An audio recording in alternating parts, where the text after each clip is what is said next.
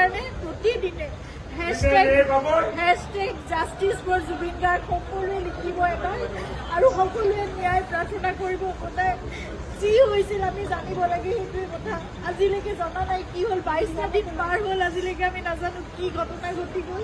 কিন্তু আপোনালোকে সকলোৱে লিখিব, আপোনালোকৰ ছ'চিয়েল মিডিয়া আছে, এখন যুদ্ধৰ আমাৰ সকলোৰে এখন হাতত প্লেটফৰ্ম আছে, সকলোৱে প্ৰাৰ্থনা কৰাৰ লগতে আপোনালোকে জাষ্টিছ বিচাৰিব লাগিব। ন্যায়ৰ কাৰণে আমি খুব ধৈৰ্যৰে আমি অপেক্ষা কৰি আছোঁ, কিন্তু সেই ন্যায় আমি পাব লাগিব। সেইকাৰণে সেই যুঁজখনত আমি সদায় ব্ৰতী হৈ থাকিব লাগিব। আপোনালোকক প্ৰাৰ্থনা জনাইছোঁ, হেশটেগ জাষ্টিছ ফৰ জুবিন গাৰ্গ সদায় লিখিব, আপোনালোকে সদায় লিখিব, সদায় দাবী কৰিব, সদায় অনুৰোধ কৰিব, সদায় প্ৰাৰ্থনা কৰিব। কিন্তু আমি কোনো অশান্তি বিচৰা নাই, শান্তিপূৰ্ণভাৱে যাতে ন্যায় ব্যৱস্থাই আমাক সেইখিনি ন্যায় দিয়ে, সেয়ে প্ৰাৰ্থনা কৰিছোঁ।